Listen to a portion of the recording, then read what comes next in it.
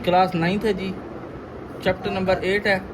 शुरू कर दे। Chapter number 8 है, ये फेडरल बोर्ड की है, ठीक है, SSC 1। ये कंफर्म बात है, कंफर्म बात है कि आपका बोर्ड में लॉन्ग क्वेश्चन ज़रूर आएगा, इसलिए बराए मेहरबानी इसको सही करके समझिएगा। आज हमारा जो कंसेप्ट है वो किसका है, ग्रेडियंट का है। अब ग्रेडियंट क्या होता है? ग्रेडियंट को पुत्र स्लोप कहते हैं। क्या कहते हैं? एक नाम होता है इसका स्लोप का, ठीक है। और स्लोप के बाद इसको स्लोप को m से डिनोट किया जाता है, और ये पूरी स्लोप ही tan थीटा के भी इक्वल होती है। ये चार नाम होते हैं, ग्रेडियंट, स्लोप, स्लोप m से डिनोट की जाती है और tan थीटा से भी डिनोट की जाती है। अब यहाँ पे अगर आप देखेंगे, आपने क्या निकालना है पुत्र? ग्रेडियंट निकालना है। क्या निकालना है पुत्र? ग्रेडियंट निकालना है।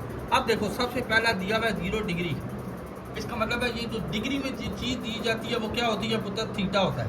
क्या होता है? थीटा होता है। मैंने अपने भाई को स्लोप का फार्मूला बताया था, m = tan थीटा, बताया था ना। m इसी तरह लिखो, tan इसी तरह लिखो, थीटा की जगह क्या लिख दोगे? 0। तो tan 0 कैलकुलेटर मारोगे 0 होगा, तो ये स्लोप आ गई आपके पास 0। वही मसला। अब ज़रा देखें इसका अगला पार्ट, फिर वही काम है। अब क्या दिया हुआ है पुत्र? 30 डिग्री। क्या दिया हुआ है? 30 डिग्री। वही काम है, हमें पता है कि m इक्वल होता है बच्चे tan थीटा के, tan थीटा के।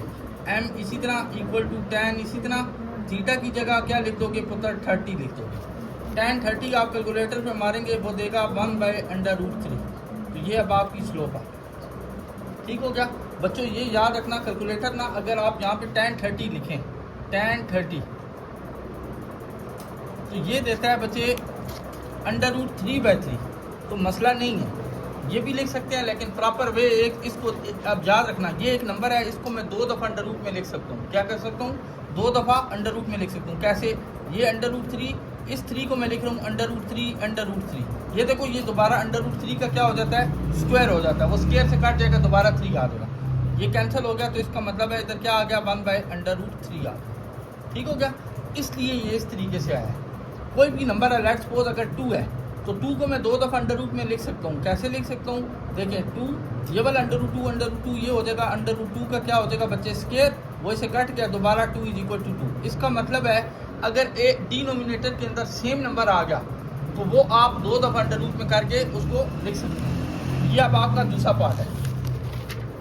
अब आगे देखें, आगे 60 है, 90 है, 120 है, 150 है, 170 है। मैं एक पार्ट और कराने लगूँ, बाकी आप प्रैक्टिस करेंगे, ठीक है। ये बोर्ड में पक्का ऑब्जेक्टिव आएगा आपका। अब आपको पता है आपके जो पेपर्स होंगे उसमें ऑब्जेक्टिव ज़्यादा प्रेफर होना है। अब यहाँ पे लिखा हुआ है फिर थीटा = लेट्स सपोज 170 डिग्री आ गया। ये मैं पार्ट कराने लगूँ आपको 7th पार्ट। देखें, वही काम लिखेंगे, m = क्या होता है बच्चे? tan थीटा होता है। m इसी तरह, tan इसी तरह, थीटा की जगह क्या लिख देंगे पत्थर? 170, ठीक है। m = आप कैलकुलेटर मारेंगे tan 170, ये अब आपको वैल्यू दे देगा -0.1763। ये मेरे भाई के पास स्लोप है। अब ज़रा आगे वाला आखिरी वाला पार्ट है 8th पार्ट। इसमें क्या है? थीटा = क्या लिखा हुआ है? 45.5 डिग्री लिखा हुआ है। आपको पता है m = क्या होता है बच्चे? tan थीटा होता है। अब यहाँ पे क्या करेंगे? tan इसी तरह, थीटा की जगह क्या वैल्यू लिखेंगे? 45.5 डिग्री लिखेंगे। अब यहाँ पे लिखेंगे tan 45.5 ऊपर डिग्री, ब्रैकेट क्लोज। ये आपके पास आंसर आ गया 1.0176। ये मेरे भाई के पास स्लोप है। ये अब आपका पहला क्वेश्चन सॉल्व होगा। अब जरा दूसरे सवाल में हमने क्या निकालना है? इंक्लिनेशन। इंक्लिनेशन क्या होता है? इंक्लिनेशन बेसिकली tan थीटा होता है। इंक्लिनेशन क्या होता है बच्चे? एंगल होता है। क्या होता है? एंगल होता है, मीन्स थीटा निकालना है। अब आपको दिया हुआ है 0, क्या दी हुई है? Slope. Find inclination the line whose slope is. Slope दी हुई है तो इसका मतलब है ये m दिया हुआ है, और हमने एंगल निकालना है। हमें पता ये है कि m किसकी इक्वल होता है बच्चे? tan थीटा की। किसकी इक्वल होता है? tan थीटा के = 0। 0 = tan को उधर लेके जाएंगे, क्या हो जाएगा? tan inverse of 0। अब tan इनवर्स ऑफ 0 कैलकुलेटर पे मारोगे 0 देगा, तो ये डिग्री में होता है एंगल, तो आपने लिख दिया। ओके, अब इसके दूसरे पार्ट में आ जाए। वही काम, m = दिया हुआ 0.577। m की जगह क्या लिखेंगे बच्चे? tan theta = 0.577। थीटा = क्या आ गया? tan inverse of 0.577। तो शिफ्ट tan 0.577, ये 29.98 विच इज अप्रॉक्सीमेटली 30 डिग्री। इसकी इक्वल 30 डिग्री। ठीक हो गया। अब आगे देखिए, फिर लिखा हुआ है m is equal to -1.732। m की जगह क्या लिखोगे बच्चे, tan थीटा इक्वल टू लिखोगे -1.732। थीटा इज इक्वल टू क्या आ गया, tan इनवर्स ऑफ -1.732। अब यहाँ पे आप क्या करेंगे, शिफ्ट tan इनवर्स हो गया -1.732, ये ब्रैकेट क्लोज करेंगे तो ये अब आपके पास -59.99 degree which is equal to -60 degree. समझ आ गई, इसका काम हो गया। आगे वाला आप लोगों से हो जाएगा, ये आखिरी वाला पार्ट आपने करना। अब मेन गेम तो ये होगी, अभी तो हमने सिर्फ दो चीज़ें सीखी है। एक क्या सीखी है, m ग्रेडियंट होता है, m स्लोप होती है, m tan थीटा होता है। ठीक है, ये तीन चीज़ें सीखी थी। अब हमने ग्रेडियंट भी निकालना है और इंक्लिनेशन भी निकालना है। अब यहाँ पे अगर आप देखेंगे ना, यहाँ पे दो पॉइंट्स हैं। लेट्स सपोज ये दिया हुआ है ना 2, 6 और क्या लिखा हुआ है 5 और 8। अब ग्रेडियंट का फार्मूला याद रखना है, m is equal to y2 minus y1 divide by x2 minus x1।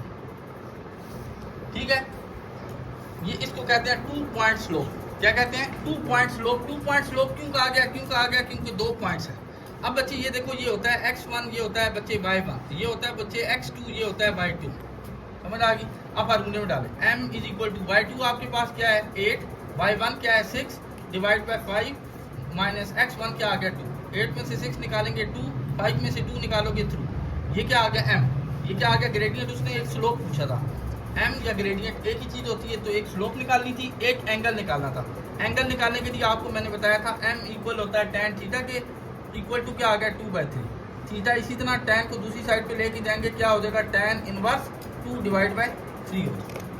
अब आपने ये कैलकुलेटर का इस्तेमाल करना है, shift tan 2 divide by 3 33.69 degree. ठीक है, तो 33.69 ये आपकी डिग्री, ये आपका एंगल है। दो चीज़ें आपने निकाली थी। ये अब आपके पास क्वेश्चन नंबर 3 का फर्स्ट पार्ट था। सेकंड पार्ट और थर्ड पार्ट आप लोग कर लेंगे, आप लोगों से हो जाएगा। ना हुआ आपने मुझे बताना है, मैं दोबारा करवाऊँ। अब दो बातें और याद रखनी। अब एक गेम होगी, अब दोबारा मैं चीज़ें रिवाइंड करूँगा कि हमने पढ़ा क्या है। अब ये चौथा सवाल मुझे करने दें। चौथे में वो कह रहा है पैरेलल में स्लोप जो होती है ना, दोनों पॉइंट्स की इक्वल होती है। मतलब जो स्लोप होगी वही सेम एज इट इज रहेगी। परपेंडिकुलर में क्या हो जाएगा, उल्ट हो जाएगा, मतलब -1 ओवर वही चीज़ होगी। कैसे आप मैं आपको बताने देगा। चौथा सवाल है, देखें a की वैल्यू दी हुई है -2 और 6, b की वैल्यू आपको दी हुई है 7 और -3। सबसे पहले आप निकालेंगे स्लोप किसकी निकालेंगे, a b की। m क्या फार्मूला था, y2, ये बन गया बच्चे x1, ये बन गया y1, ये बन गया बच्चे x2, ये बन गया y2। अब स्लोप का फार्मूला है y2 minus y1 divide by x2 minus x1। तो 6 और 3 क्या हो जाएगा, 6 और 3 9, 7 प्लस 2 क्या हो जाएगा 9। 9 को 9 पे आप डिवाइड करेंगे, क्या आ जाएगा -1। अब उसने पूछा था पैरेलल टू ए बी, तो पैरेलल में स्लोप सेम होती है, जो आप स्लोप निकालते हैं वही रहती है। पैरेलल टू ए बी, तो इसकी जो स्लोप आई वो क्या आ गई -1। और अब उसने दूसरी बात पूछी थी परपेंडिकुलर की, तो परपेंडिकुलर में स्लोप पता क्या होती है, परपेंडिकुलर टू ए बी। इसमें ना उल्ट हो जाता है, मतलब m is equal to slope of -1 divide by A B formula. ठीक है, slope m of A B, मतलब जो आपने स्लोप निकाली है उसका आपने उल्ट कर देना, मतलब और साइन भी चेंज कर देना। मतलब आप इस -1 को उल्ट क्या होगा, +1 हो जाएगा।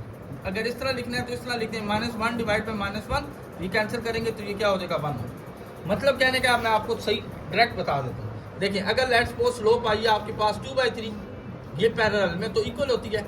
अगर मैं परपेंडिकुलर की इसकी बात करूँ तो आपने मुझे कहना है सर इसको उल्ट कर दें, 3 डिवाइड बाई 2 कर दें और साइन चेंज कर दें, ये परपेंडिकुलर होगी। फिर एक समझिए, अगर आपके पास स्लोप आ गई लेट्स सपोज -5/3 का, ये पैरेलल में, और अगर परपेंडिकुलर में करना होगा तो आप क्या करेंगे, m is equal to 3/5 sign change कर, अगर माइनस हुआ तो प्लस हुआ तो माइनस। ये अब आपका क्वेश्चन सॉल्व हो गया, क्वेश्चन नंबर 4। अब जरा देखिए, अब यहाँ पे उसने क्या कहा है, क्वेश्चन नंबर 5 में वो कह रहा है find the value of x। आपने क्या करना है बच्चे, वैल्यू ऑफ x फाइंड करनी है।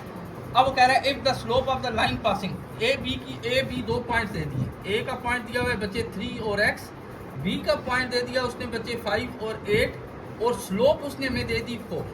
अब आपको पता है ये क्या होता है, x1 ये होता है y1, ये क्या होता है बच्चे x2, ये क्या होता है y2। अब देखें m is equal to formula क्या था आपके पास, y2 minus y1 divide bye क्या आ गया x2 माइनस x1। y2 आपके पास क्या है 8, y1 आपके पास क्या है x, x2 आपके पास क्या है 5 माइनस क्या आ गया 3। देखें ये क्या बन गया 8 माइनस x, 5 में से 3 निकालोगे 2। अब देखो ये m दिया हुआ था मैं 4, तो इस m की जगह मैं 4 लिख रहा हूँ, इधर भी मैंने 4 लिख दिया। इस 2 को आप इधर मल्टीप्लाई करें, 2 4 are 8 is equal to 8 minus x। x को इधर ले आए, ये 8 उधर ले जाएं, x इज इक्वल टू 0। ठीक है, आप दोबारा डाल के भी चेक कर सकते हैं। इसकी x की जगह आप y1 की जगह ना 0 डाल दें, तो क्या हो जाएगा 8 माइनस 0 और 5 माइनस 3 2, 8 बाई 2 क्या हो जाएगा 4, दोबारा स्लोप 4 है। ठीक है, अब यहाँ पे आगे देखें 7 क्वेश्चन आज हम करेंगे, 6 7 क्वेश्चन हम कल करेंगे। अच्छा 6 question, find the value of के। फिर आपने के की वैल्यू फाइंड करनी है, 2 स्लोपें दी हुई हैं और उसने कहा है पैरेलल।